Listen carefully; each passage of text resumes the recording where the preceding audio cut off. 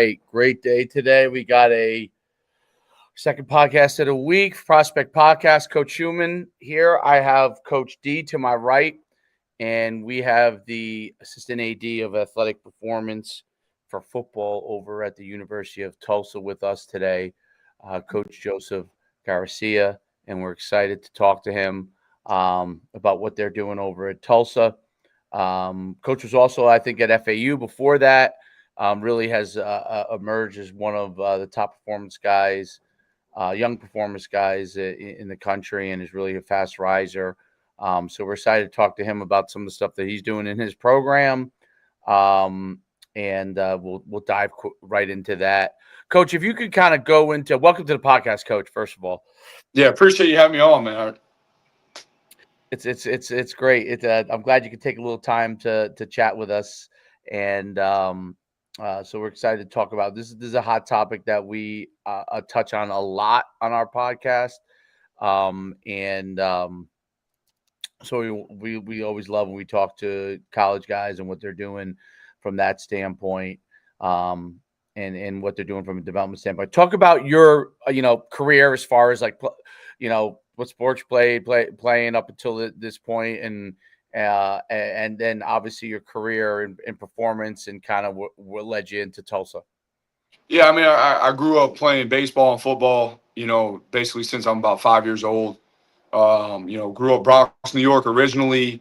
Parents pulled me out of New York and moved me down to Florida, Naples to be exact, when I was going into high school. Just thought it'd be a better environment for me. Played at Gulf Coast High School. Had a decent prep career. Was a recruited guy, and this is a cautionary tale to all you guys in high school: is like, make sure you take care of your grades. I was a guy that had an opportunity to go to a Big Ten school.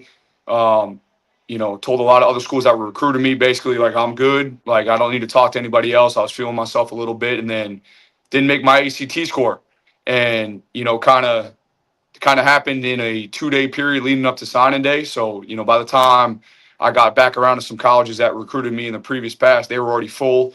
So it was a very humbling moment for me as a person, and it's a good reminder that, you're never as good as you think you are. You're never as bad as you think you are either, but, make sure you have some humility in your life. And went the JUCO route. I went to College of the Canyons and had a really good career there. I was very fortunate to work, to be coached by Garrett Tuje, who's now the O-line coach at North Carolina State, and played with some really, really good dudes, and made some really good bonds. And, if anyone knows, like, the California JUCO system's not for the faint of heart, because you're paying your way. Cool. You're living in apartments with, 8 to 10 guys. Like, that's real, like, that's some of the things. And my family, we're lower middle class, and they, my dad's under the mind frame of, hey man, you got to grow up and you got to grow up quick. So here's $100 in a Bank of America account, figure it out. And it's the best thing that's probably ever happened to me. They dropped me off 7 days after graduation. They said, here's a bus pass in that Bank of America account. You get to it and figure out life. And, I'm very appreciative of the fact that they were that hard on me, and that they pushed me in that retrospect. I played 2 years there, had an opportunity to go to FIU, Florida International. I built this idea up, a Division I ball up in my head, what it was going to be, and this and that. And then I got there, and I just be real with you, I was completely disappointed. And I was there for roughly about 4 months before I decided. I got a call from Kalen DeBoer, of all people, who's at Alabama now. He was at University of Sioux Falls, and he goes, hey, I heard you don't like it there, and we win national championships. We're going to win one next year. Do you want to be a part of it? And I was sight unseen, never been to South Dakota in my life. I said, yes, sir. I'm coming. Let's go. Let's make it happen. So I got my butt up there. Won a national. He was like a prophet. We won a national championship my junior year. We were runners up my senior year. The seniors record was 56-3 overall. Those guys that have been there 4 years. We knocked off an FCS school. And to be honest with you, like, we won a lot of games at College of the Canyons, but I got a PhD in winning culture from Kalen DeBoer and from the University of Sioux Falls, and those guys and those leaders on that team. Figured out that I wanted to be a strength coach early. I had a strength coach at College of the Canyons named Dos Remedios, and I'm like, you get paid to do this? Like, you get paid just to train us? Like, this is something you can do? And he's like, absolutely. I was like, well, put me on the path, man. What I got to do it? And he's like, got an exercise science degree and do some internships and get connected to the right people. So, I ended up getting an exercise science degree and a bachelor's, and Interned going into my senior year, interned after my senior year at FAU, and then got right into a graduate assistantship at Northwestern State. It's a funny story. I got the job on a Wednesday, had to take the GRE on Thursday, and then I started driving on Friday.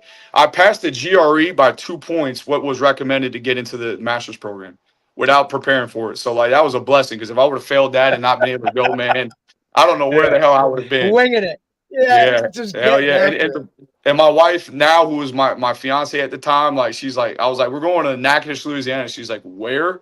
I'm like, Natchitoches.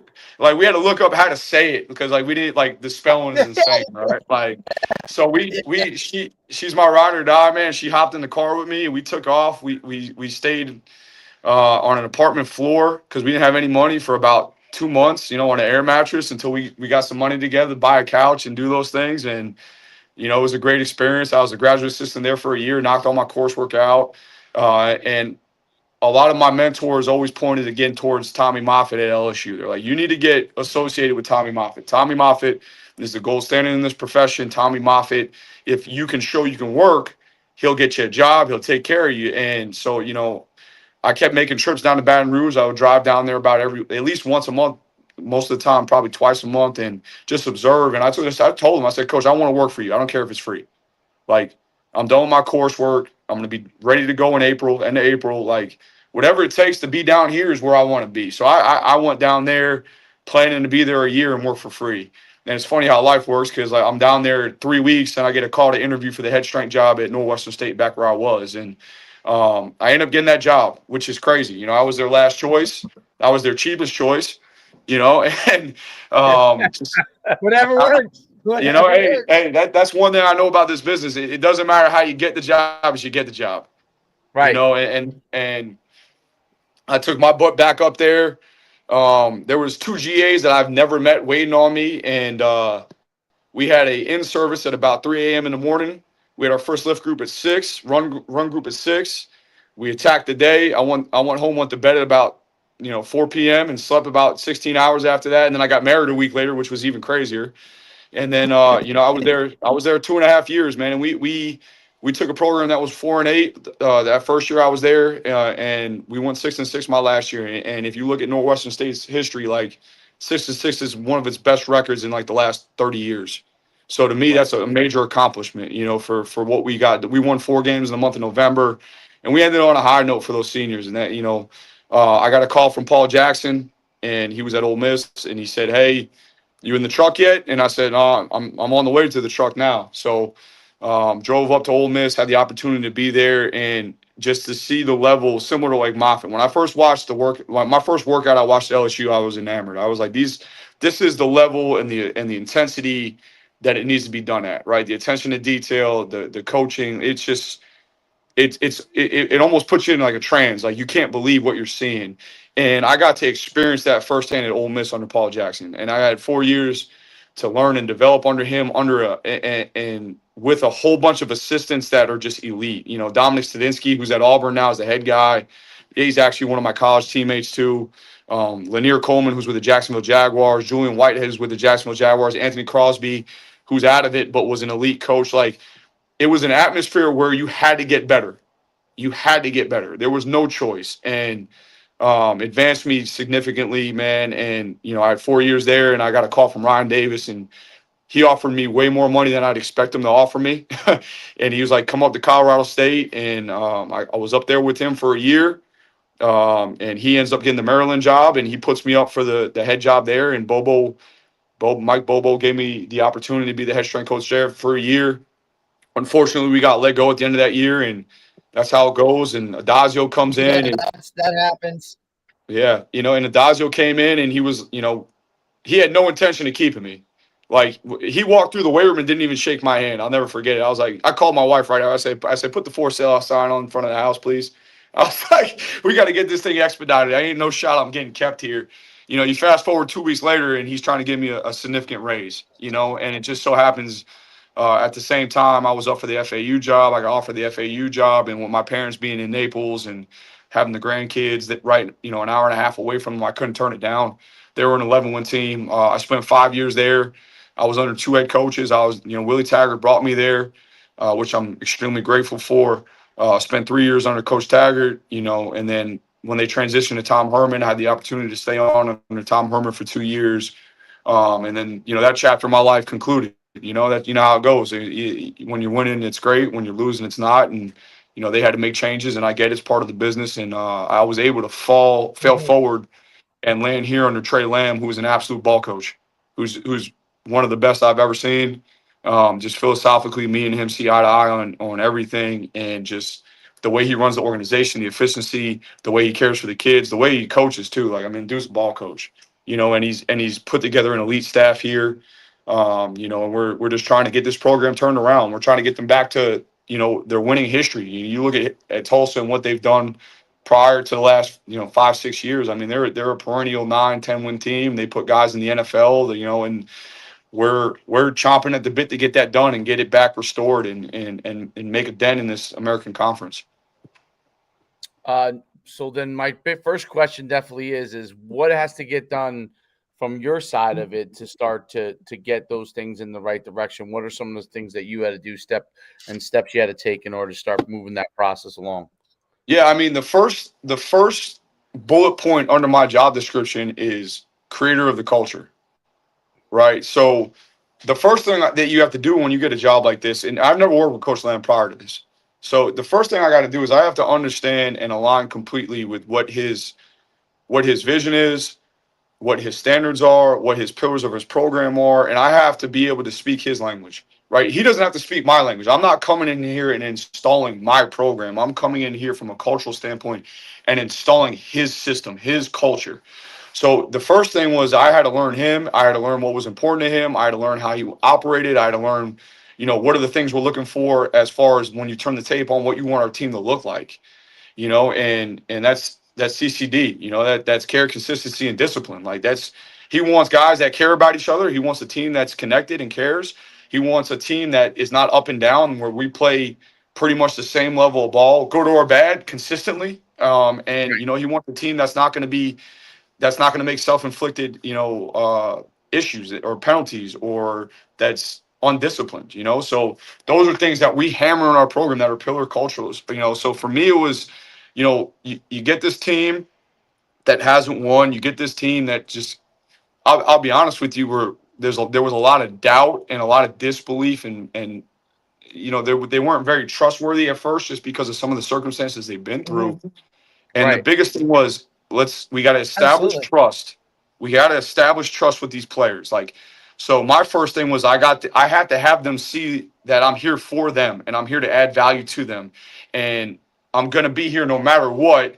That's we open the weight rooms up on Saturdays, and it's something that, Dave Feely does it at Duke, and there's a lot of other people that do it that I stole it from, but we call it burgers and barbells. And I was like, I want these kids to be able to come here and eat and get extra work and know there's a place on Saturday, even though we're not supposed to be up here, that they could come and hang out with us and see us in a different light, right? I wanted to establish that. I wanted them to understand, if you text me, I'm gonna call you. I ain't gonna text you. I'm gonna call you. I'm gonna talk to you. Or my door is always open if you want to come spend an hour and just get to know you. I want to know you, not the player, but the person. And I think that from a cultural standpoint, the biggest thing we had to do is we had to define what our culture is supposed to look like. We have to define it. So we defined what care looked like. We defined what discipline looked like. We defined what consistency looked like. We defined the fact that we're going to add value into every single one of these kids, and we're going to do it in a systematic way over time through a curriculum that we've created, right? So getting these kids to understand that and define it, and then we had to teach it to them. So every day there was a teaching point. Every day there's a cultural curriculum item that's going to be discussed, and we're going to give them examples of that through YouTube videos or examples in the newspaper or games the night before or whatever it is. We're going to give them a visual example of that. We're going to follow it up with the verbal instruction of it. Okay. And then we're going to point it out when they're doing it in the sessions, right? Because it's not good to just be, hey, here's a highlight of Ray Lewis talking about effort. I want you guys to give more effort, and then you leave it at that. I'm in the middle of a conditioning session. I'm like, Elijah Potts is the definition of our effort right now. match his effort. Like this guy's effort right now is exactly what we're looking for, what we're trying to build. Like, and I'm telling our kids that, right? Because you have to reinforce it. And then the last thing is like we had to make sure that we demanded it from them all the time, and that's the consistency side of it Right. from as a coach. You know, like the easiest thing in the world is to let a kid get away with something, right? Just to not deal with conflict, and all it does is hinder the progress as a culture. You know, and we're very fortunate. We have a great group of character kids, man. We really do. Like I'm blessed. You know, I our kids are bought in. They bought in damn near week one, hook, line, and sinker, and just been like, yeah, yes, sir, yes, sir. Like, tell me what I got to do. And you know, we've consistently poured into them from a personal standpoint. You know, like this is our bye week. You know, we went through a rough stretch. You know, the last what is it? Two opponents. I mean, they have one loss and they have 12 wins. You know, we're playing some stiff competition, and like the first thing on a bye week, a coach would want to do is systematically, how do we get better personnel? Who do we got to change? All these things. The first thing Coach Trey Lamb said, and this is why I love him, and this is why we align so well, is like, how do we connect to our guys as kids better this week? How do we spend more time? How do we spend more time with these kids off the football field? How do we discuss and talk to them more about what's going on in their personal lives? Like, how do we recapture their hearts if they're not 100% on board or things aren't going their way right now? If they're not starting, and we're going to need them later on in the season. So, that's a lot of what we're built upon here is servant leadership, players first, man. Like developing the kid, not the number. And we're going to continue to do that because when your players are like they're gonna when they're bought in, they're gonna play harder for you. And you can navigate these hard circumstances. I've been on teams where they just completely gave up. Like I've been there before, and it's not a good feeling. And versus like, all right, like we Memphis kicked our ass. I mean, there's no easy way to put it. They whooped us, and the biggest takeaway was not kids who felt bad that they lost, but they felt like they disappointed us because they cared so much, Right. and that they thought they could win. And that's a big part of it. If you feel belief, especially after a hard stretch like that, like that's major. That speaks volumes to where these kids are mentally and just what we've created here. I think that's a huge building that belief and that culture. That's the hardest thing about turning it around. And obviously, you got a really good win against Oklahoma State, I think it was, which Yes, was sir. but that up and down. That's the thing you're trying to start to correct is the up and down, up one week, down next week, or whatever. Talk about first of all, your head coach Trey Lamb is one of the youngest coaches probably in all of college football. What kind of energy is the vibe that you guys are really trying to bring to it? Like, and what are you guys doing to kind of continue to bring that energy and so players continue to have enthusiasm? Because that's the hardest thing, obviously, in rebuilding the program is continued enthusiasm while you may not be winning as many games as you like. You know what I mean? How do you guys do that? Yeah, I think it's a great question because all right, Trey Lamb's 36. I'm 36. At the previous staff I was at, I was the second youngest guy. Here, I'm one of the I think I'm the third oldest guy. Right, Which is right, crazy, right? Like it just flips, but it speaks to kind of the college landscape a little bit, right? You look at right, some of these G5 jobs, they're the rehab job. It is what it is. Like some of right, the coaches been around 20, 30 years. 100%, man. And it's like, all right, well, he got fired from this job, so I'm taking this job. And, you get a bunch of guys in the building that have been at big places. And I'm not trying to knock anyone here. Like, there's no one right, right, specific. But, right, you know, I had the feeling when I went to Colorado State from Ole Miss, I'm like, oh, I've been in Ole Miss. Like, this is Colorado State. Like, you get like an ego about you. And then right. Yeah. you're almost ungrateful for what you got, or you don't Right. you take for granted what's going on, and the process and everything you're still trying to do. So like for us, like Coach Lamb's a FCS guy through and through, right? Like he's born, bred, raised as a coach through FCS. Like, yeah, his uncle was at Georgia a long time, and he experienced that, and his cousin was up is the quarterback coach of Virginia, right? Right.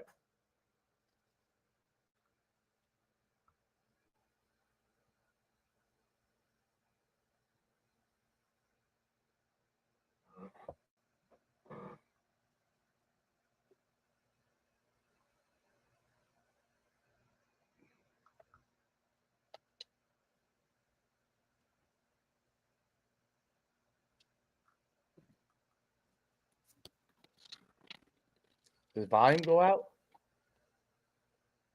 Did I lose you? I think we lost your volume. His volume. Can you hear me? I can hear you. Can you hear me? Oh, okay. Is he? Let me see. Yeah, I can hear you. It must be his volume. He might accidentally hit something or something. Maybe it's yeah, because it's not on. For some reason, his volume is gone. Let me see. You got me? Oh, I got you now. Yeah. You're good. You're good. Maybe you got a call Yeah, I that don't- came into some. That's probably what it was because you're on It's your all phone, good. right? It happened. Yeah. Maybe Yeah, it happened. What'd you guys get? You're good. You had just started about Trey and how he was an FCS guy. Yeah, I mean, so to him, this is the biggest job he's ever had.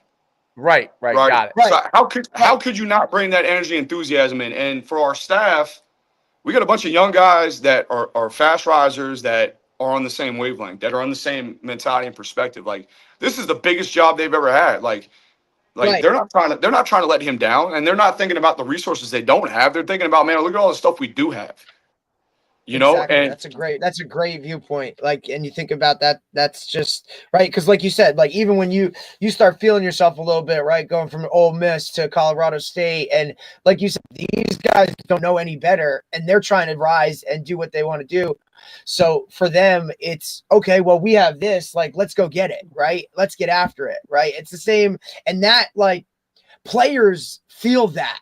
They recognize real, right? Like, and for them, I would assume, like most of them, for them to just be at Tulsa is rewarding, right? It's not, oh, well, I could be here, or I should be there. That's a chip on their shoulder that they're going to play with. Am I right in saying that? That's kind of how they look at it, Joe? no, absolutely. You get a bunch of guys that, again, like, you inject that energy and that enthusiasm, and like the coaches, when the coaches set the tone of like, hey man, like we're at Tulsa, not we're at Tulsa. No, it's we're at Tulsa, man. Like this is big time. Like we're gonna take this thing up a notch. We're gonna compete in the American. We're gonna do these things, and then they act it out through their behaviors, and their energy is high. Like the way that they coach, the way that they invest, the way they connect to players, because they are a little bit younger and they kind of get this generation. Like it speaks volumes to the players, and the players get this belief, like, yeah, man, like why not us? Like I point out, and I like to do this, but I'll point out, I'll be like, listen, we don't have an indoor, we don't have the $1 million budget that everyone else might have, but like that's a good thing. That's going to keep us humble. Like that's who we are. We're blue collar kids. We're blue collar team. Like we want to be the tough, scrappy, I don't want to play them type team. Like that's what we're trying to build here. We're trying to be a team when you turn on the tape. Like we're tough. Well, that goes into like really embracing your resources and embracing that head coach. Like our head coach does not, like, you can't talk to him after a loss, and it's not because he's emotional, it's because he cares that much and he's that competitive, right? So for me, it's that kids see that and feed off that, because he's like that in practice. Our coaches are like that in practice. You got defense, offensive coaches, chirping at each other and pushing each other. They don't want to lose a good on good period. And when you have that right there, it injects that excitement. It injects that enthusiasm in there. We talk about all the time. We want to be the most excited team to play on Saturdays. Like Absolutely. And I think that's the I think that's where that when you're moving up and you're a young coach, and you're with obviously a head coach that's a young coach, that's where those continued opportunities come.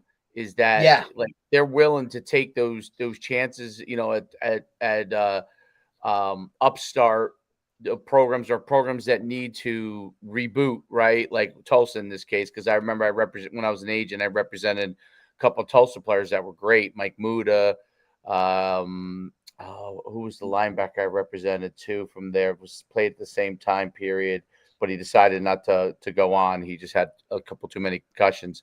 But they were great players, and they played in some really great teams there at Tulsa. And so there is a history there. I've been to where Tulsa is. I've been on their campus. I've been to their pro days. So I know what that place potentially really has. And obviously, football in Oklahoma is a big deal. So once players start to get buy-in on that, There's a culture that'll like really catch fire, I think, at Tulsa. And I think Tulsa is always one of those, especially in the conference you guys play in, is one of those always like when they're down, it's a sleeping gem. You know what I mean? Because there's great opportunity. Tulsa's a great city. Like it is really a great city. And there's tremendous opportunity there, but it's so I think those opportunities for them, because it's kind of now it's very interesting how Division I football has worked, where there's like areas that you could keep rising up, just like the players when some stuff with the transfer portal. There's a lot of things like that for the coaches as well, like to places to get their feet wet when they're younger, and then keep moving up. Kalen DeBoer is a great example of that. You know what I mean? Great example. He's a great. I mean, he's at the highest of the highest, obviously now, right? But he coached you. He was at that Division II level, and was unbelievable there. So I think that's really cool about how it works. And then you obviously have the guys that are the real experienced guys. So when Coach brought you in, was the thought process, hey, this guy has been at some big places and has seen how it works, and can we get some of that to where we are at Tulsa? Yeah, I think the biggest selling point that I was trying to make with him is like, I've had the opportunity to be a part of a lot of programs that have won. And I understand what that recipe looks like. You get some guys that talk about winning and never experience winning. Right. And they're not winners. I mean, we had a saying in Sioux Falls, winners win, because that's what winners do. And it's one of those deals where like there's a recipe to it. I don't care what level of football. I tell people this all the time. I watch my son. He's 11 years old, all the way up until Alabama. When we were at Ole Miss, we won the Sugar Bowl. Like, the recipe is the recipe. Like, it is what it is. So when you get privy to that recipe, when you get insight into that recipe, like, that's valuable knowledge, especially when you experience it as a player and as a coach. And that's the biggest thing. The other side of it is I think that I sold to him was the fact that I've been at the highest level in the SEC, but I've also been at G5 and FCS. So in G5's the new FCS. Let's be real here, right? Like, we're a farm system. Like, it is what it is. Right. I don't think the level of play is dropped, but the way that you're operating is a lot different than you did 5-6 years ago. And and the biggest selling point for him is like, listen, I know what kind of athletes we're getting. I know how to develop these athletes. It's not the same as, you take over Alabama, like Scott Cochran had the famous quote. It's like, yeah, I got Bentleys, I'm just putting spinners on them. Like, right, I'm not, yes. I got a bunch of, he is right. And you get these elite athletes and elite kids, and yeah, we're blessed. I get a few elite guys, but for the most part, I'm working with, Honda Civics and CRVs, like, I'm not working with Escalades and Ferraris. Like, I'm not. And no, and it's true. It's just what it is. And it's now, okay, look, but we can also get, a Honda Civic to look and run really, really well, right? And be something that's, reliable. And it's,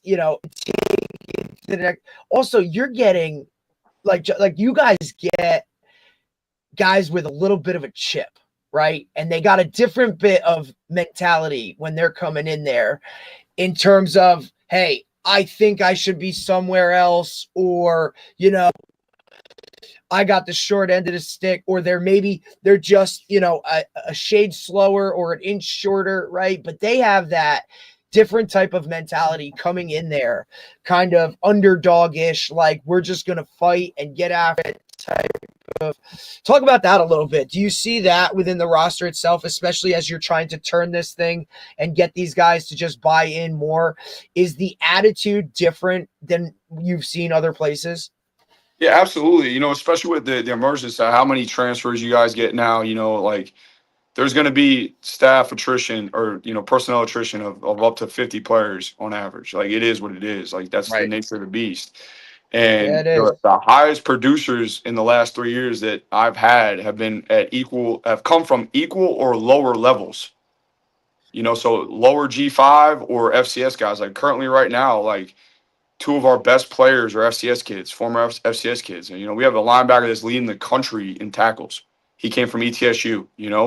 We have a left tackle who's doing really well who came from ETSU. We have a corner that was a freshman last year that's leading the country in interceptions. And he happened to be here when we got here, and he's crazy. He's 6'2" and moves really well, and he had 2 picks versus Memphis. He had 2 picks versus Navy. I mean, he had another pick versus ACU.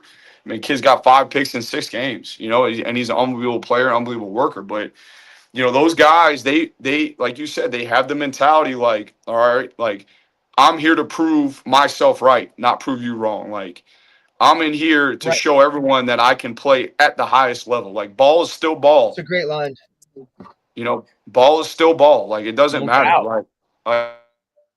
Like it's still, 110 and 53 and a third. Like, we're gonna get the job done, and I'm gonna come out here and play. Like, it's all relative. So, we have a lot of those guys, and we're looking for more of those guys. I'm gonna be honest with you. Like, I love those kids. I was that kid. I was the kid that was an angry kid. Yep. Just pissed. I'm pissed. I threw away my own opportunity, but then I'm like, all right, now I'm gonna take it out on everyone I play. And Coach was a FCS quarterback, an undersized FCS quarterback, at Tennessee Tech, and he's got that same demeanor and mentality. Like, okay, count me out. Like, I'm short. I don't have a great arm, but I'm gonna go win a whole bunch of games. And he was the 3-time captain on his team. And it's like, we're gonna embrace that. We're gonna push that. We're gonna look for kids. And when you recruit, you gotta really evaluate that.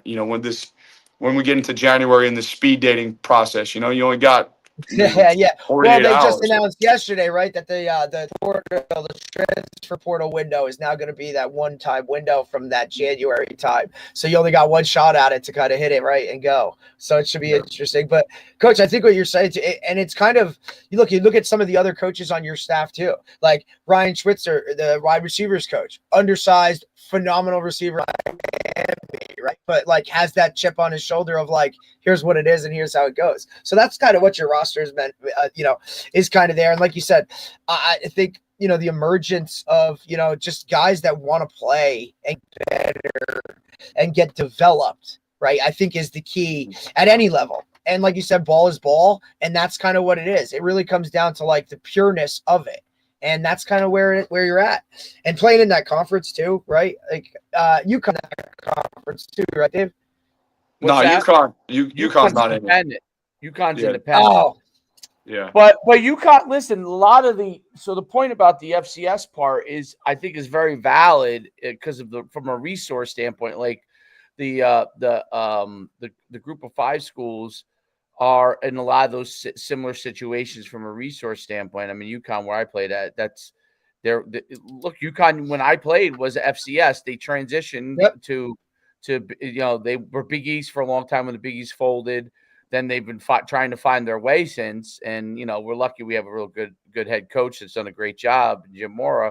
But it's but we're, a lot of the programs in the group of 5, going back to when I played in the 90s, a lot of those schools were actually FCS schools, so everybody began to chase the dollars. What happened was, as money became a big deal in college sports, it wasn't that there wasn't that much money getting thrown around in the 90s. But as people realized it was, going to start to happen, everyone started to chase Division I. So schools like UConn and there's a boatload of them. Look, you can look at a handful of programs.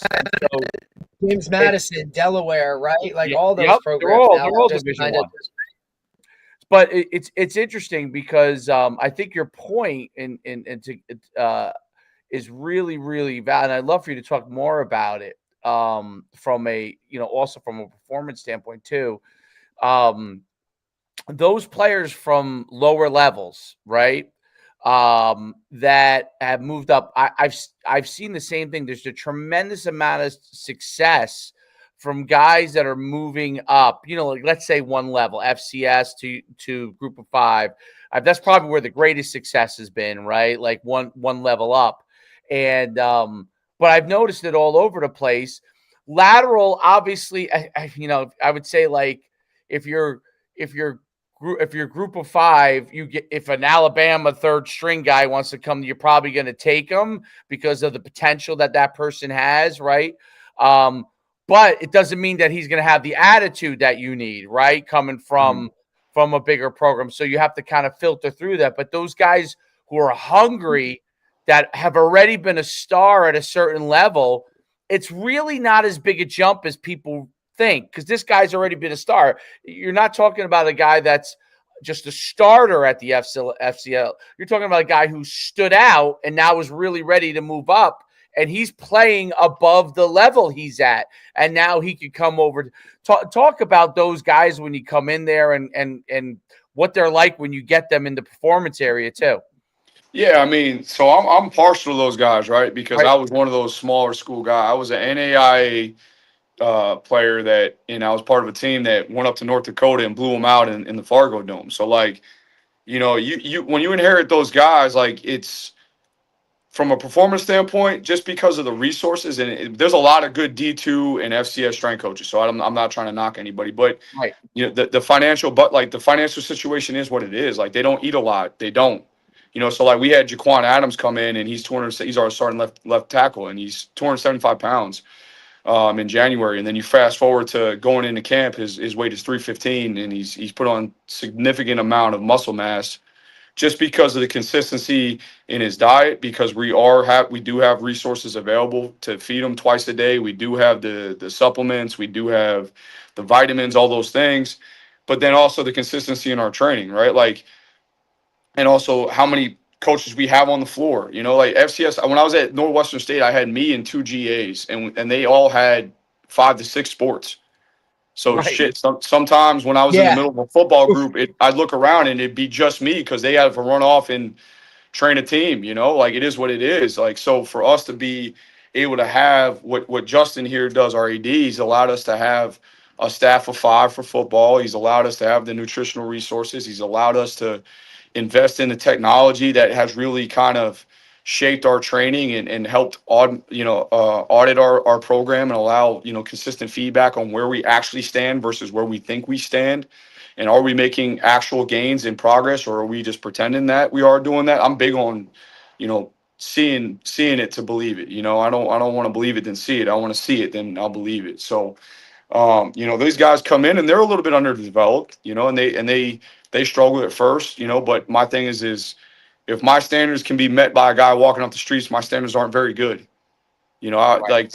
I want them to come in. I want them to have to establish themselves and really, work at meeting the standards of what we deem or, being in shape, being strong, being explosive, being fast. And we're going to consistently give them what the parameters are, what that looks like. Like, I think you have to give that to them. We give them combine numbers all the time. Like, hey, you want to play in the NFL? Okay. Or average safety runs 4, 5, 6 at the combine. What are you running? Average Right. safety is jumping 36, or where you at? So like giving them that feedback, and then having the ability to really show progress over time with these guys. And then, you give them the before after pictures. That's more for them than for us, and, I gave Quan his before and after, and he was just stunned.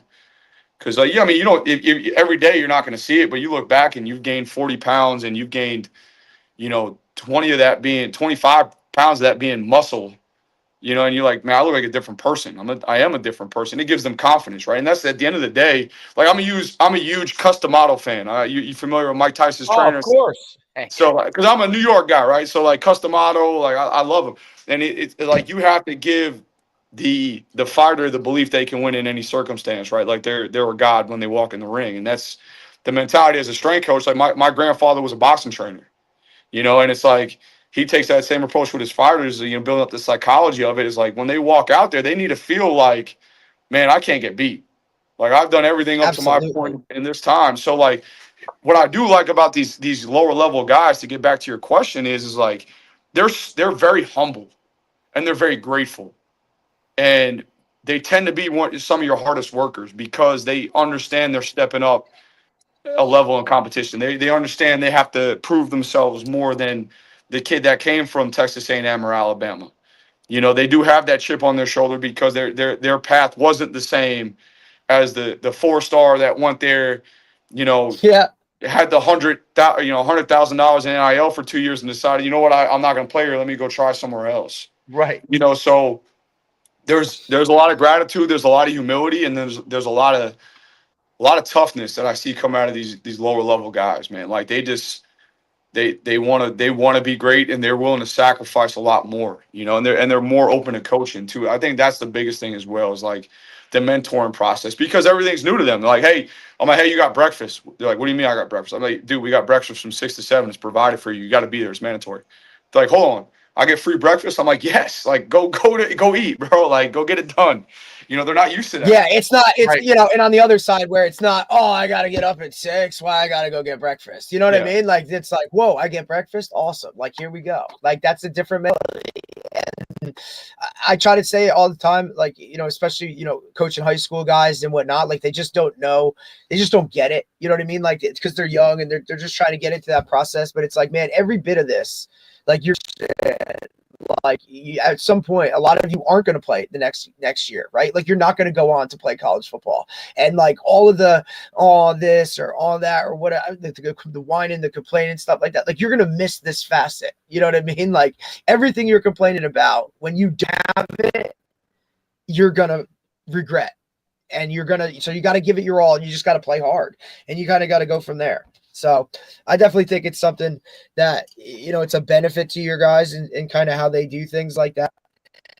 And whatnot. What does your in-season strength stuff look like, Coach? Like, in terms of how you guys go about approach to in-season strength? Yeah, I mean, the biggest thing is you want to control volume, right? Because I mean, stress is stress. So whatever they're getting in practice, you don't want to overload it to where they can't recover from it, right? And then the other side of it is whatever they're getting in practice, like you don't want to have to train again, right? Like, because now you're overdoing it. So for me, it's maintaining the same level of intensity all the way throughout. Like, off season, in season, we're going to be in the ballpark of 60 to 90% of what their 1 rep max is. Like, we're always going to be in that area. Now, I might get there in different ways, but we're always going to be in that bandwidth. It's the volume that's going to be the biggest differential, right? And then the frequency of training. So, they're used to 4 days, sometimes 5 days of training in the off season. I mean, as far as from a weightlifting standpoint is concerned, our travel guys are getting 2 real days. One really 3 days if you count our recovery workout on Sunday, but 2 real days throughout the week on Tuesday and Wednesday. And that's going to be the biggest difference. We're going to make sure that we don't, we're very, very moderate with how much volume we have, how many reps, how many sets we do, and then the other side of it is we're going to monitor their levels of strength through some of our force plate metrics that we look at every day. We're going to see and test them on some certain things and see what their their concentric force output is. We're going to see what their modified RSI is. We're going to look at some of these things and make judgment calls based off that. You got to be very adaptable in season to where you can set your terms in the off season, right? As a strength coach, I know what I'm doing Monday, Tuesday, Thursday, Friday. Yes. I know exactly sets, reps, right? Like, in season, we're getting back from ECU probably at 4:00 in the morning, and we're going right into temple prep. Like, I have to modify depending on how the game went, how the travel went, what the injury status of these kids are. I have to look at all these factors and be a lot more responsive than I am preemptive. So, it's a balance, and that's where we're lucky. We have resources, like we have VBT here. We have things that measure bar speed that, so we can be that's awesome. we could be more of a sniper approach versus a shotgun approach, right? We're not just trying to hit the target. Nice. We're trying to hit the bullseye. So, like, we're going to make sure that we're in that range to where we're training properly for that athlete at that time, especially our real guys. Like, I mean, realistically, like, there's 40 guys you're winning and losing with, right? Like, everyone else, it has a role and is important, but they're supportive in nature. Like, those 40 guys, like, if I lose our starting left tackle, I'm done. It's going to be a rough 6 games coming up. You know what I'm saying? And if he's not performing well because exactly. And if I'm interfering with his performance because I'm overtraining him from my standpoint, like, then I'm doing that kid a disservice. So it's always that balancing act and understanding and having the humility, like, this is not my time. I'm supportive right now. I'm a support staff member. Like, I'm here to make sure they can play at a high level, and ball is first. So like I got to put ball first. I got to take ball into consideration every decision I make, and I always got to put the performance on Saturdays in front of whatever ego or attention seeking I may think I need versus the opposite. No doubt about it. I think that's the recovery part of it, and making sure they're always healthy is that allows them to perform better, and that's always a struggle in the football season.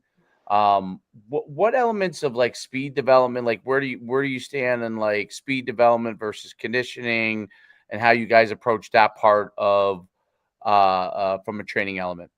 Yeah, that's a great question. As actually I was discussing this with the head strength coach of Kansas yesterday about this.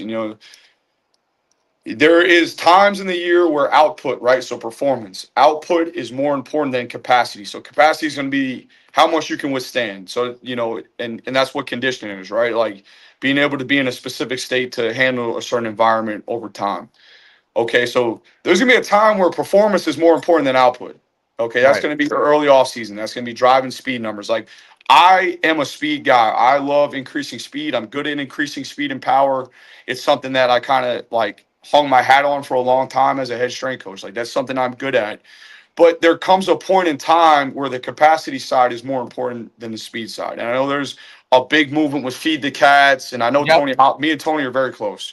Yeah. Yeah. Okay, but like there comes a point in time where you have to have the repeatability of the explosive nature of your play. And that only comes from increasing your capacity. That only comes from increasing your conditioning. Now, where me and Tony agree is like, I'm going to get a lot of our conditioning from specific means. So we're always going to go from general to specific. Okay. So as we get closer in the continuum of training in the off season, closer to season, is where we really ratchet up how much, like what football we're doing, how much football we're doing, the nature of it, the size of the drills, all those different things. And we're going to make sure that we're creeping closer to it. And we're going to get our conditioning through those elements. Okay. But we're not going to neglect some of the repeat sprint ability that you need that it needs to be specific in training, like the conditioning side of it. We're not going to neglect the tissue stress capacity that comes along with playing O-line. Like you have to be able to punch over 120 times in a practice. Like you have to. Like the only way to do that is to do something similar in nature to that extent and at that volume. Like because the biggest thing for me is I don't want them walking into the first day of practice or the first week at camp and experiencing that much workload for the first time at that time. Like I want their threshold, their capacity threshold to be much more than what they're going to experience going into that first time. Because then you look at the recovery rate increases, right? Like if I'm in better shape and I'm accustomed to what's coming my way, I could recover at a faster rate. So I can have a better practice day to day to day to day. All right, because I'm able to recover from those practices at a faster rate. Specificity wise, like I'm gonna get the accelerations, the deaccelerations, some of the collision aspect of it. I'm gonna have all of those built in as we get closer, so that the first time they go and have to change direction over 120 times isn't the first practice. They have the capacity to do it 150 times walking into that practice where they're going to do it 100 times. So again, we're always aiming to have a higher reserve in any category, any category, training category that you would consider. We want that to be higher than what they're going to experience, so that we know we got money in the bank, right? Like, all right, hey, I got $150 in the bank. I spent 100. I'm not freaking out because I got $50 left. But if I got to spend $99 of that 100 and I only have $1 left, and I know I'm going to have to spend $100 the next day, I'm in trouble. So we're always going to make sure that when we're training, again, we go from output to capacity. We go from general to specific, and we're going to integrate ball, man. Like it's great to have, we had 59 guys clean over 300 pounds, which was ridiculous, right? But if Yeah. if 59 guys, if they didn't get better at football in some capacity in that Right. 8 weeks of summer, like what are we talking about? Absolutely. Like, yeah, we're a great Olympic lifting team. That's great. Like put a platform on the 50-yard line. That's when we'll win. Like we got to get better at football. Like it has to happen. So and the only way Yes. to do that is to get exposures, and there's ways to do that. We do collision prep stuff. We do a lot of leverage drills. We do small sided games, or like tag drills or chase drills, like where we can condense the field. We can be very specific in a training element we're trying to hit, and we're trying to really attack and emphasize while still having some of that gamifying it and having it very similar to what one part of the game of football is going to be. I'm curious your thoughts on, because this is the one area and I'm glad you brought up Tony, because we've had Tony on a couple times. And the one area I always go back and forth on in my own mind with respect to conditioning and development is this area of workload where Tony really wants you at a very small percentage, of what your actual game output is going to be, and how applicable is that actually to what can happen in the real world from a practice standpoint. What I'm saying? Do you understand what I'm, Yeah, I'm talking I do. And I'm curious your thoughts on that, because that's always one of the areas that I kind of have a hard time with. I don't know how to even apply that still yet. I'm curious your thoughts. Yeah. And you got Brad, who's out there in Illinois winning state championships. He adopted the model, and, but you look at it and he's practicing probably less than most high school coaches. He's definitely practicing less than most high school coaches are. He puts a premium on being fresh and fast. So to me, I don't think it's that off the beaten path. I do think that just like anything, people can take things to extremes.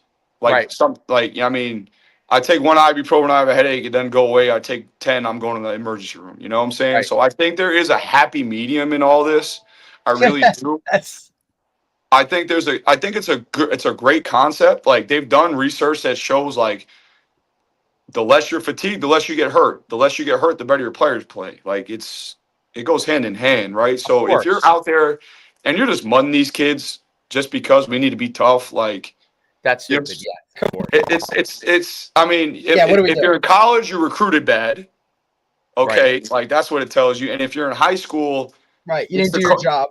Yeah, or it's the cards you've been dealt. It is what it is. You can't go recruit. I mean, a lot of high schools recruit, but if you're in a district, I'm at one that you can't. Yeah, exactly. So it's just kind of look. You get what you get. So what are we gonna do? Am I gonna pound these kids into the ground and grind them and crush them? Now look, again, I think there is some happy medium but you have to know your players and know your team. Mm-hmm. And I'm not talking just physically, right? Because that stuff you can figure out in the weight room and all that. But the other stuff, is crushing these kids even going to do anything for them in regard to the mental side of it, right? Or is it just going to be that's a big point right there. I'm more thinking of not on the rushing guys, but of the prescription based of many times you run plays, right? How many overall reps? I almost feel because there hasn't been enough studies yet. You know what I mean? Obviously we all have the GPSs, you can track all the loads and all that kind of stuff, but there hasn't been enough studies yet where it's this percentage of your game load has contributed to X success. Yeah. And Tony, who I love Tony, but it's it works because I look at the results of a team winning a championship. And to me, that's not the only, there are I could look at in North Jersey, I could look at Bergen Catholic and Don Bosco, and I know they tear the pants off those kids, and they're the best two teams in North Jersey. Is their method the correct way? Probably not, but I'm just saying because they have the best players. They literally have the best players. They're able to recruit, right?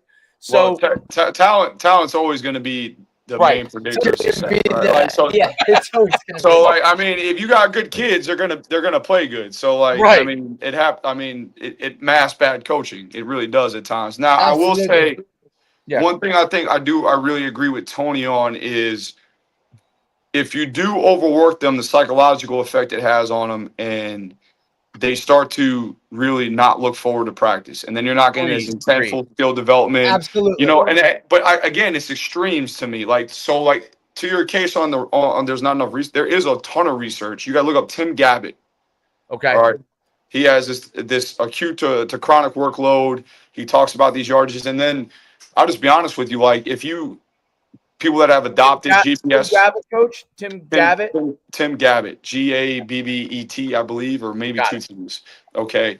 There's a ton of research on workload management. There is. Like, there's a lot out there. And, to me, like, you want to be fresh in games. And but also at the same time, an ability to handle high workloads is also a predictor of injury resiliency. Right. Interesting. So it's like it's this double-edged sword. It's how you go about it. Right. Because it's all perspective, right? So like you get And one of when these you kids. go about it, probably too. Yeah, I took over when I was at FAU. Willie Tiger took over for Lane Kiffin. Lane Kiffin does not like to practice.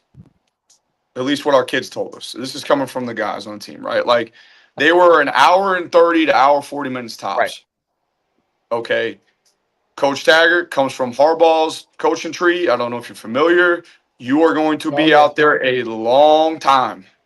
A long time. I'm talking 2 hour 45 to 3:15. Wow. Okay. All right. So in terms of that, like the first year was a major struggle to keep kids motivated to practice. Well, because in perspective, you're basically doubling the amount of time that you're practicing. Now, fast forward 3 years, and they're used to these 3-hour practices. And Tom Herman comes in. He's like, all right, we're going to be 2 hours and 15 minutes. Okay. And all the kids that came back and we practiced this 2 hour 50, they were like, this is the easiest practice in the world.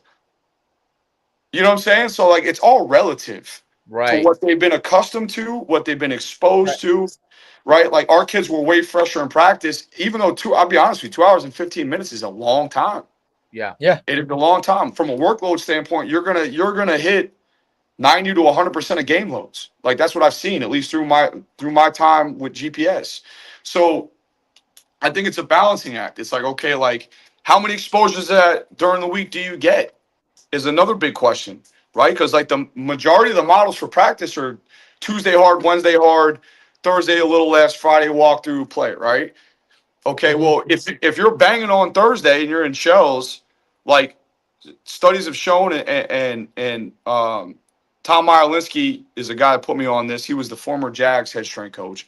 He put me on the collision research, right? Like when you get hit, your body, the stress of a collision is way different than adaptations you experience through strength training and through sprint work, right? Like it's a significantly different trauma, and it takes longer to recover from. So it inhibits your muscle output. It slows down your brain's responsiveness. Like even if you get hit in the arm, like there's a process that goes along with this. So if you're banging on Thursday, you're going to be slower on Saturday. Correct. That's how I look 100%. At it, right? I agree. And if you overdo it on Tuesday and Wednesday, it's going to take way longer to get you out of that hole going into Saturday as well. So for me, it's always a balancing act. Coach, I always ask my coach, what do you need, like the minimal amount to be successful? Right. So then let's do that. And what we'll do is we'll adjust it from there. If it needs to be a slight little bit more, okay, you just understand you're going to have to pull it from somewhere else. Right. Our fast Friday can't be 45 minutes. It's got to be 30 minutes because you added 15 minutes to Tuesday, coach. It's always a balancing act, right? Because all we're trying to do is make sure whatever stimulus we give these kids, and I'm talking whatever prescription of practice we give these kids, there has to be the recovery window to follow it, or else you're going to put them in the hole. And then you're going to be like, why are these kids sluggish? Why are these kids? You hear all the time.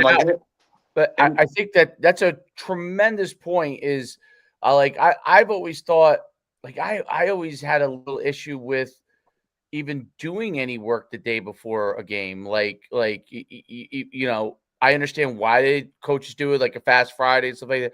But I think that like the recovery of the day before, and to be able to get yourself recovered fully, because I mean the better you feel, the better the more effort you're going to give in the game. Like there's definitely a direct correlation to that. Like if you're going in, like you said, a little bit banged up, you're not sure if this part of your body is where it needs to be before the game, that means you're just gonna not go quite as hard subconsciously, right? Because you're worried about this, and maybe you're not going as quite as fast as you need to. But I agree with that. Like they're definitely. So I'm guessing obviously most coaches now are there's a level of front loading, right? In what once you recover from the last game, you try to get a good amount of that work in those first couple of days, so you can really get light going into the game, so they can recover completely.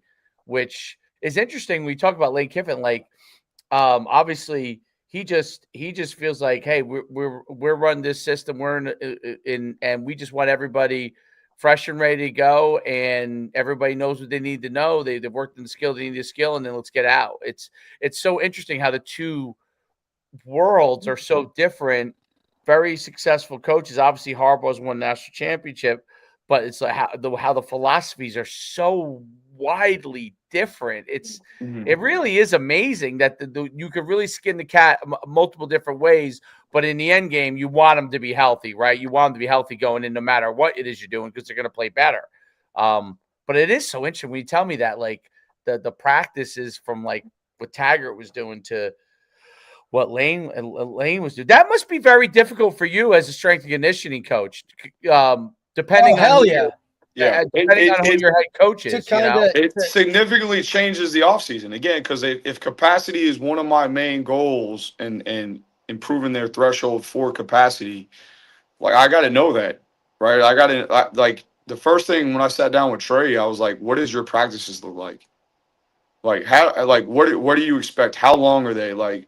Because a lot of the duration is going to equal the total workload, right? It is what it is. And then what style of offense, what style of defense are we going to play? When I was, it's all plays into that, man. Like that's a lot. Like guys don't understand that. Harbaugh, he's going to slow the clock down. He's going to bleed the clock. He's going to control it. He's going to run power football, like almost old Alabama Saban, right? Like that's what he does. I worked for Hugh Freeze, and man, we're trying to snap the ball every 15 seconds. That's way different that's way different. That's a whole different world. And that's a different training stimulus. That's a whole different time in the off season of how we're training our guys. And then obviously recruiting goes as well. You're going to recruit certain guys to that system. But for you, Coach, I think one of the fortunate aspects of it is, you've been around different programs and different, you know what I mean? So you have that background of, okay, this is what we're going to do here, or this is the type of guys that we're going to get here, and how to plug them in to that program. But I think one of the best things that I heard you say was that it's a constant, you're constantly tweaking things and changing things, and it's a give and take, right? Like, because that's exactly what it is. You got to be adaptable, right? You go and put that whole plan together. All of a sudden, a flight gets delayed, and now they're not getting back till a certain time after a game. Well, there goes that plan out the window. We got to work and go forward, right? Like, that's just part of what you did. Yeah, you guys there? You hear me? Yep. Yeah, I mean, I got you. It's such a major part of it, right? Like we're problem solvers. I tell my assistants all the time. That's what we're here to do, man. Like we're special. We're special forces. Like you give us the mission, and we're gonna figure that shit out. Like we're gonna find a way. Buddy. And it's so like you can't be married to one thing. And then the other side of it is you have to be educated and competent enough, like you said, to understand and be able to problem solve problems that you probably haven't had, or deal with situations that you've never been in before, right? So like your foundation from a training, just philosophy has to be sound. Like I know what I am. I know how to train. Like I know what my perfect world scenario looks like, but when you get your coach and he throws, a grenade in that room, like you got to figure it out. Like it's not at the end of the day, again, it's you're getting his team ready. I think that's a big part of this. And it's, you get some of these strength coaches, that are very egotistical. Like that it's my off season. I think that's great, and I love that outlook by you as look, man, this is his team, right? Like, because I deal with a lot, right? When it comes to the high school guys, right? And that's a totally different world, obviously, not on the same level, but it's like, yo, man. You're this position coach, like just go do your job, right? Or, well, this or that. I said, that guy's the head coach, man. Like his name's on it. It doesn't say, so-and-so's offensive line didn't play well today, or so-and-so's defensive backs got burnt. Like, no, dude, it says head coach's name lost, right? So Yep. you're there to preach his message and preach exactly what he wants you, and go do it. Your dude, he's going to tell you what to do. You go do it. Right. And I think that's part of this. You see a lot of younger guys, they want to be out in front. Right. Like, I think Cochran from Alabama was that, because he became something bigger that, like, not bigger than the program, but strength guys start to see what they could bring when, like, you have that little whatever to it. But ultimately, man, if you're not preaching the same message, like, how are you going to get anything done? And I mean, it's a loyalty thing, right? Like, it like I tell my, like, the way I'm going to show my loyalty to my head coach is preaching and serving these players the way that he sees it fit. Like, this is the way he wants it done. Like, I'm going to show it. Like, that's how I'm going to show my gratitude for my position, you know, like, and like you said, like, you get these guys that sometimes they put themselves above the program, but it always catches up with them. Yeah, you know, it always affects him. You know, and I get it. Like, Cochran was put in a position in Alabama where Alabama admin was pushing him because his likability and his dynamic personality, and it helped recruiting and all that. I mean, you got to play a role. Like, I get it. But, you know, there comes a point in time where if you're not aligned with the head coach, you're hurting the organization way more than you're helping it. Correct. And as a guy in such a prominent leadership position like I am here, like, that's major damage. That isn't like recoverable damage. Like, no, that's like that sets you behind the eight ball, like, big time for you. Like, you know, for where you're at, like, that would be a totally different beast. Yeah, I really great stuff. And you know what, the bottom line is you're hired because you're a valued advisor to the head coach, and so it's not just following his message. That's obviously very important. But being able to be what you are, a trusted resource, meaning you can come to that person and say, hey, I think if we do this, it might help you. You know what I mean? And I think that, you know, that's why they hire, you know, coaches like yourself, because you have that experience and you can go to them and they know, okay, yeah, this is coming from the right place. I think those are two, that loyalty aspect to follow what the head coach wants to get done as far as his vision. But at the same time, you're a trusted advisor that if you see something that maybe you could help him with that might need fixing, right? Like, that might, like, you'd be like, hey, this might, you know, we're doing this practice wise, mate, you know, like you said, like, hey, you're going to have to steal 15 minutes from somewhere else. You know what I mean? From a workload standpoint. Like, and then you start to see those results, right? And he's like, man, you know what? Like, we need more of this, you know what I mean? From Joey. Like, we need Joey to pipe up more on this kind of stuff, because this stuff is working for us. And I think that those are the two things. And that is a phenomenal balancing act. I think that, you know, guys like yourself who really are like a fast riser that understand that, you know what I mean? That balance between loyalty and being able to be a valued advisor, because that the hardest, haven't been, you know, at the high school level, but haven't been a head coach a lot of times in a lot of different things.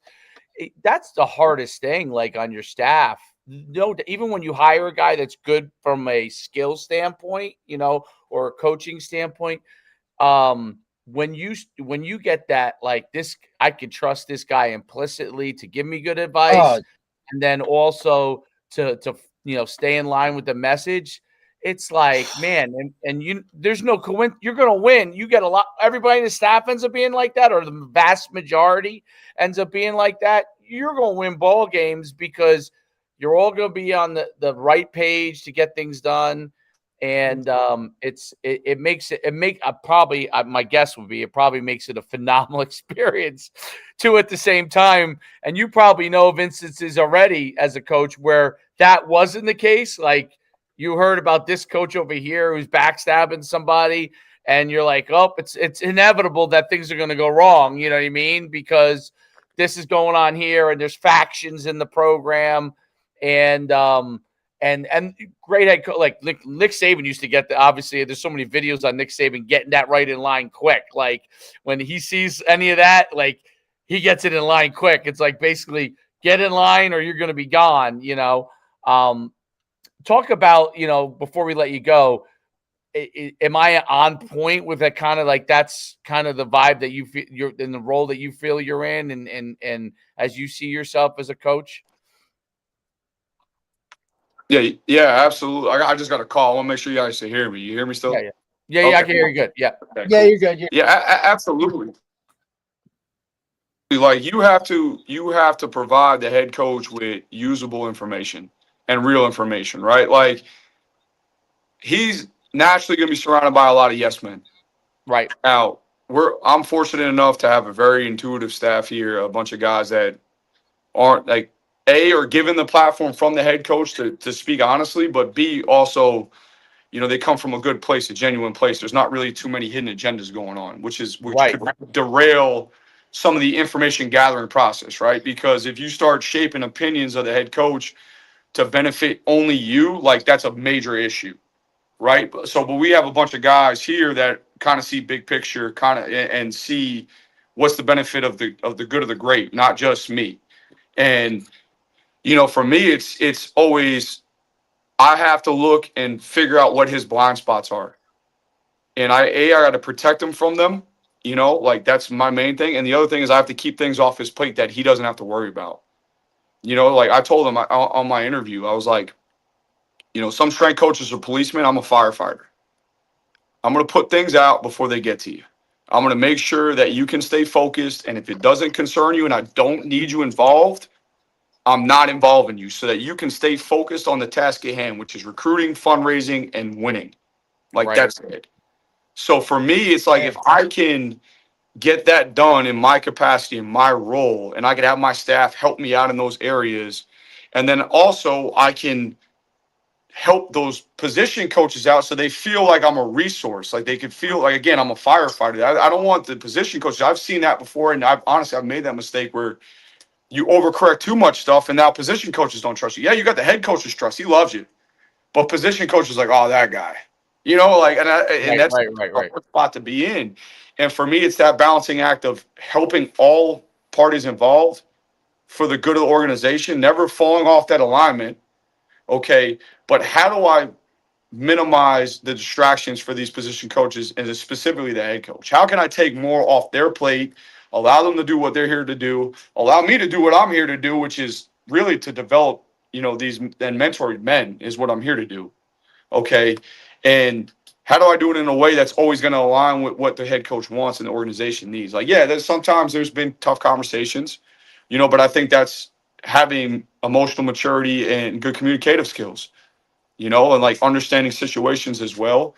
But I think when people see that you are a good dude and you're coming from a good place, it's really easy now for me to speak up in staff meetings like, hey guys, like I'm seeing this, like we got to get this fixed. And it's not like the Snickers and the eye rolls. It's like, damn, you're right. You're right. Versus if they didn't believe in me or they thought I was coming from a place I'm trying to push my own agenda, there's going to be a way different response to that than if they truly think I'm coming from a genuine place and I really care about them and the program. It's like it's always that ability to, again, my servant leadership extends to the coaches. No doubt. And it has to, and they have to feel that. And then when they trust that, again, when you build trust, it's pretty easy to get things done. It's pretty easy to increase efficiency. It's pretty easy to have those constructive, hard, conflictive conversations. It really is, and then, like you said, like your opinion gets valued more. I can't walk in and demand they value my opinion on day one. I got to prove it over time that I am this guy that they think I am, and that my word is what it is, and my integrity is what it is, and my opinion is valid. Like it makes sense from a competency standpoint, but also from a trustworthy standpoint as well. Absolutely. No doubt about it. Man, I can't thank you enough for coming on today. Phenomenal having you on. I learned a ton. Every time I start writing things down, I know this is a really good podcast. There's a bunch of things that were great that I think I learned. I think Coach D probably would echo that. much continued success to you, Coach. I know you guys are building that Yeah, program man. up, and it's awesome seeing what you're doing. I can't thank you enough for coming on today. No, I appreciate you guys giving me the platform, man. I really do. No doubt about it. Have a Hey, great man, day. Good anytime. luck this week, Coach. You too. Thanks, Coach. Bye. Great podcast, dude. That was awesome. I enjoyed the insight. By the way, I want to read that study. Yeah, I'm going to get that study. Tim Gabbett. I already wrote that down there. With a G, right? Yeah, with a G. Tim Gabbett with a G. Yeah, Gabbett with a G. Yeah. Look, I like guys like that, right? I mean, say what you want about how he came up and all that kind of thing. Like, you just know he's in it. Like, he's in it because, he's been at some places, right? Like, hey, look, the guy he was with at Ole Miss, right? He's a Montclair State guy. Just always throw that out there. Right. But I'm just saying those guys come from like humble beginnings. You know what I mean? He was a JUCO guy. So he's got that fight mentality in him no matter what. And I think that's what like Tulsa is, right? Like that's, they're where they're at. They're not going to get, the 5 stars of whatever, right? Like they're going to be scrappy and they're going to have to fight. And when your strength coach is like that, man, it makes, that's just how it rolls. So I don't know. I learned a shit ton of stuff, like, because I just think, and look, he's obviously extremely knowledgeable, right? When it comes to everything, like hammering out that. I like their philosophy over, in that overall. I'm curious to see where it goes. So I thank God for ChatGPT. I got a quick summary. So the Gabbett approach, he talks about training load must be above an athlete's current capacity to drive adaptation, but not so far as to exceed tissue tolerance.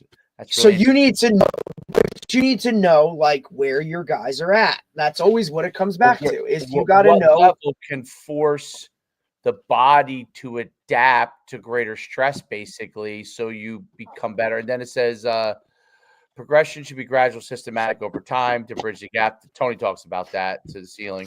Monitor both acute and chronic loads and be especially aware of abrupt spikes in load. That's the biggest issue relative to what an athlete is accustomed to. So you have to really monitor that.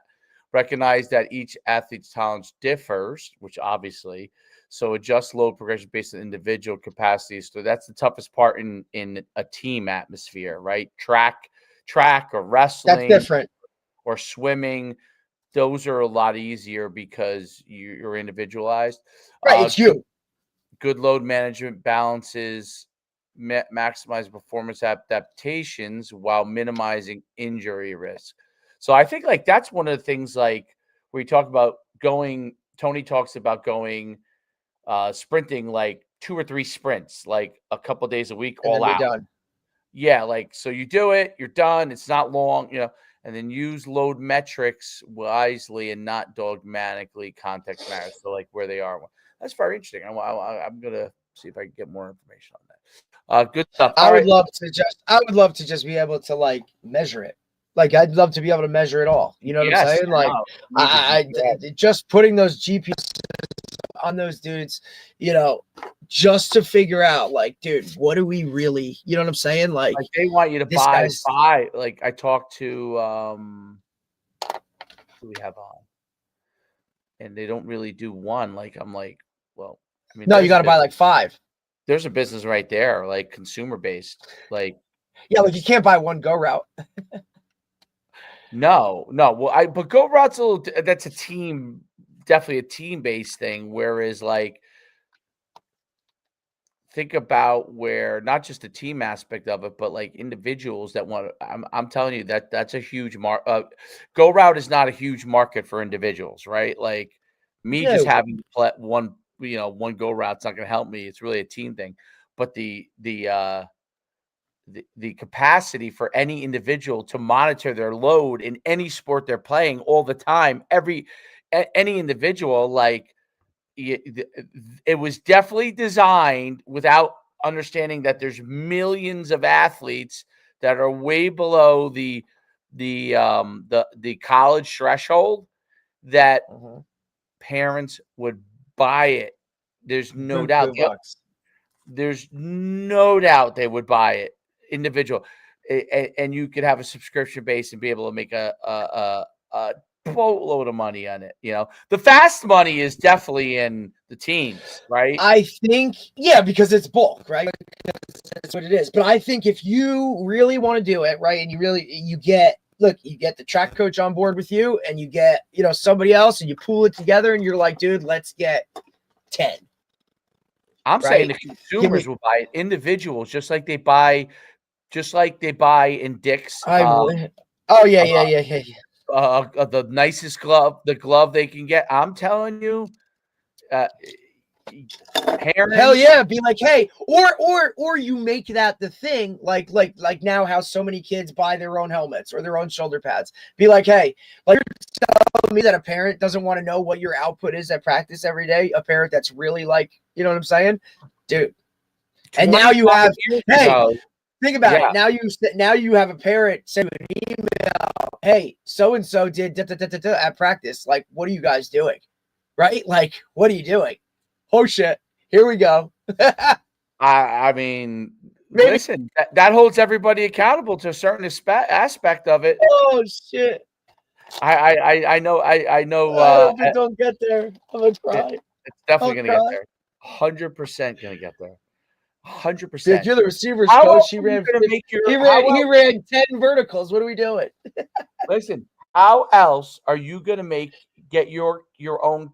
You think that parents will not go to do that? Meanwhile, they're spending $10,000 on batting practice. With a batting coach. You don't think they're going to spend that? Like, let's take football out of it. Football, they're definitely going to eventually do it. But let's look at basketball players or baseball players or lacrosse. One lacrosse team. The guy's probably running them to death, right? And then the other one, they ain't doing shit. They're not doing. So like, what? Firing falls off the freaking whatever. Hockey. Those you can go down the list. What's that? You could go down the list in any sport. Like, just saying, well, like that is big money sports. The money that's another tool, right? Yeah, spend a lot of money. I think Greg Olson called them the stick and ball sports. His podcast is blowing up, dude. Oh my God. Well, because he's going on other things as well. He's preaching his message right now. I think you can get. So I'm on board with most of his stuff, I would say. The one area that I think is unrealistic that he says, very unrealistic, is he said every kid should be required to play 2 sports in high school. That's never going to happen. I don't think it. I think it's a dream, dude. He's not actually, He said if he was a czar, that's what he would. Yeah. That's what he would. Like, hey, you got a genie in a lamp and you got 3 wishes. Like, here you go. Like, dude, no thank you, dude. Get the fuck out of here, dude. It's just never going to happen. Like, and then I've heard other people now, try to copy him and echo that. Like, oh yeah, I would make two. Well, yeah, I mean, I don't think anybody should be made to do anything. As coaches, we say that it makes you better, more well-rounded as an athlete, and might make you better in the long run if you get that overall 3 sports going for most of your youth, at least, because you'll develop a lot of different muscles. But there's no way. Like, see, we're looking at it from a development standpoint too. Some of these people don't look at it like that. I look at it as a development, and then I also do look at a capacity. Like, listen, when I pulled out of baseball this year, it was capacity. It was too much. Like, it wasn't. And I noticed that my own son did not want to play. So it wasn't that's the biggest part. He likes baseball a lot. He loves baseball. But as soon as he's like, wait a minute, I don't want to play. Now we're like, what are we doing here? Right? Because it's my body's hurting. I'm playing for, now it becomes, what am I doing? Why am I doing this? Because it makes no sense. He loves the sport. What am I going to do? Make him not like the sport? Because I want him to get some extra swings or play on a team? No. If you want the kid to like the sport and they start to resist, right? And they say, I don't want to do this. And then sometimes you got to push back and say, hey, if you want to be good, like these are the things that are necessary to be good. That's different. You got to know that. You got to know that. That's a learning thing. That's a learning how to work thing that kids have to learn how to work. Okay. But if it's a point where it's capacity, meaning my body's hurting, I just don't feel like being there anymore. My body's hurting.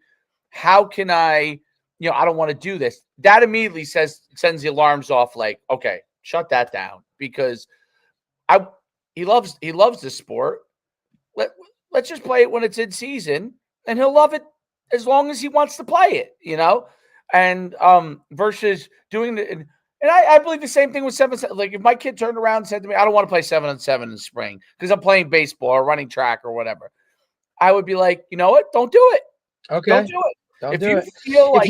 If you don't want to do something, right, or it's too much, or it's that, like, and then you're forced to do it, you're automatically going to freaking be like just not in it, which now is going to lead to more of an injury. Like you get more hurt, or you have like you know what I mean? Like, what am I trying to say? Like where, it's capacity. Vulnerability of injury is when you're doing too much, because now you're overloading.